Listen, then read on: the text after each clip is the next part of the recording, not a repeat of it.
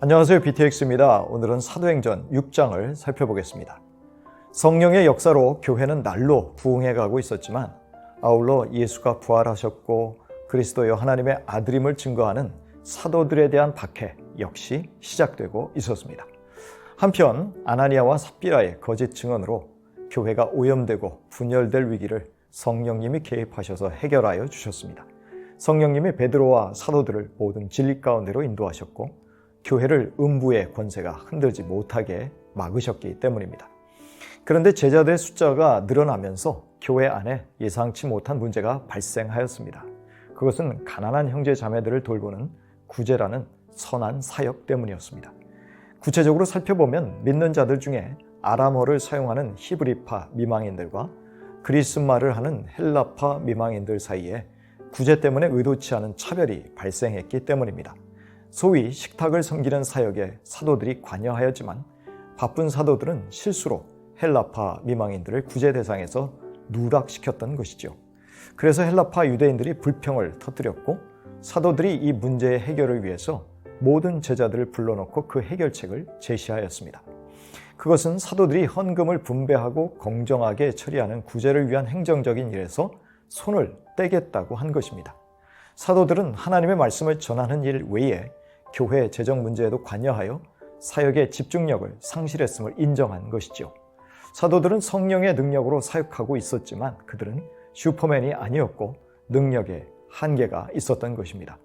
그래서 이들은 자신들의 사역에 맞게 말씀과 기도 사역에 헌신하고 집중하겠다고 결단한 것입니다. 요즘도 목회자가 모든 것을 다 할 수 있다고 생각한다면 이 말씀을 유의 깊게 살펴야 할 것입니다. 그래서 구제에 관한 실제적인 사역은 성령과 지혜가 충만하여 칭찬받는 사람 7명을 뽑아서 맡도록 하였습니다. 교회는 이 결정을 기쁘게 여겨서 7명의 유대인 남자들을 택하여 기도하고 안수하여 세웠습니다. 여기 7명의 이름이 헬라어 이름이기는 하지만 이들이 모두 헬라파 유대인들이었는지는 확실하지 않습니다. 히브리 이름과 그리스 이름을 모두 가졌을 수도 있기 때문입니다. 한편 니골라는 이방인으로서 유대교에 개종했다가 다시 교회의 일꾼이 된 경우입니다. 이들은 성령이 충만하여 권능을 받고 담대하게 복음을 전하는 자들이었습니다. 대표적으로 스데반과 빌립을 꼽을 수 있을 것입니다. 또한 이들은 지혜롭게 처신하여 사도들의 가르침이 실제로 교회 안에 잘 적용하도록 힘쓴 자들이었습니다. 아울러 이웃 사람들에게 좋은 평가를 듣는 사람이어야 한다는 기준에도 부합된 것을 보면 이들은 주변 형제들과 이웃들에게 신뢰를 줄 수 있는 사람이었습니다. 그리고 이들은 예수님의 섬김의 본을 따라서 섬기는 집사가 되어야 했습니다.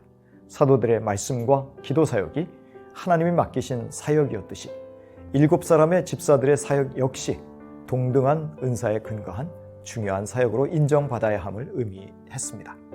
따라서 사도들과 소위 집사들에 대한 계급적 차별은 전혀 내포되어 있지 않았고 또한 집사라는 교회의 직분이 제도화되었다고 단정할 근거가 되지도 않는다는 것을 알아야 합니다. 중요한 것은 말씀 사역에 못지않게 구제 사역 또한 중요한 사역으로 인정되었다는 것이죠. 아울러 하나님이 우리에게 모든 것을 감당할 능력을 주시지 않았음을 알게 하신 대표적인 예라고 할 수 있을 것입니다. 이처럼 자칫 교회의 내적 분열을 초래할 수 있었던 문제를 해결한 뒤에 하나님의 말씀이 계속 퍼져나가서 제자들의 수가 더 증가하였습니다. 부흥의 원동력은 하나님의 말씀이었음이 분명하였습니다. 그런데 더 놀라운 것은 많은 제사장들이 이 믿음에 순종했다는 것입니다. 이들은 아마도 매년 성전에서 24주 과정으로 봉사하는 제사장들로 추측됩니다. 사내들인의 권력 중심부에 있었던 자들이라기보다는 세례 요한의 아버지 사가랴와 같은 부류의 제사장들이지 않았을까 합니다. 이어서 7 집사들 중에서 스데반에게 초점이 맞추어집니다. 하나님은 은혜와 권능이 충만한 스데반을 통해서 많은 기적과 표적들을 행하셨습니다. 그는 사도들 외에 기적을 행한 최초의 사람이었습니다. 게다가 그는 지혜와 성령으로 설교하고 변증함으로 상대를 압도하는 실력자이기도 했습니다. 스데반은 구레네, 알렉산드리아, 길리기아 및 아시아에서 온 리버디노 회당에 소속된 유대인들과 논쟁을 벌였고 그리스계 유대인들은 자기들이 스데반을 제압하지 못하자 치사한 방법을 사용하였습니다. 이들은 사람들을 선동해서 스데반이 모세와 하나님을 모독하는 말을 하였다고 거짓 고소하였습니다. 그래서 스데반은 결국 산헤드린 앞에서 신문을 받게 되었습니다. 이것은 제자들에 대한 세 번째 체포와 신문이었습니다.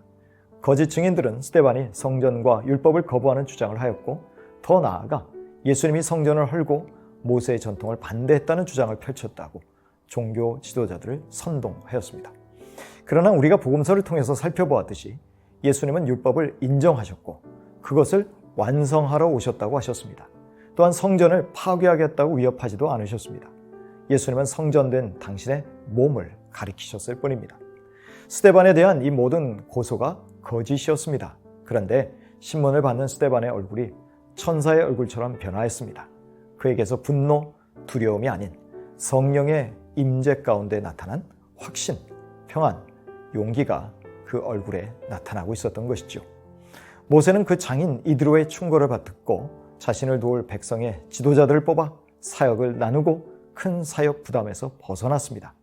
그리하여 모세는 말씀을 가르치고 하나님과 직접 소통을 하는 역할을 담당하였습니다. 어쩌면 사도들은 그 원리를 교회에서 적용한 것이라 할 수 있을 것입니다. 이후에 목사를 도와 교회를 섬길 성령, 믿음, 지혜가 충만한 집사들이 어떤 사람들인지 사도 바울이 좀 더 구체화시키고 있습니다. 디모데전서 3장 8절 이하입니다. 이와 같이 집사들도 신중하며 한 입으로 두 말을 하지 아니하며 술에 탐닉하지 아니하며 부정한 이득을 탐내지 아니하며 믿음의 비밀을 깨끗한 양심에 간직한 사람이라야 합니다. 이런 사람들을 먼저 시험하여 보고 책망받을 일이 없으면 집사의 일을 하게 하십시오.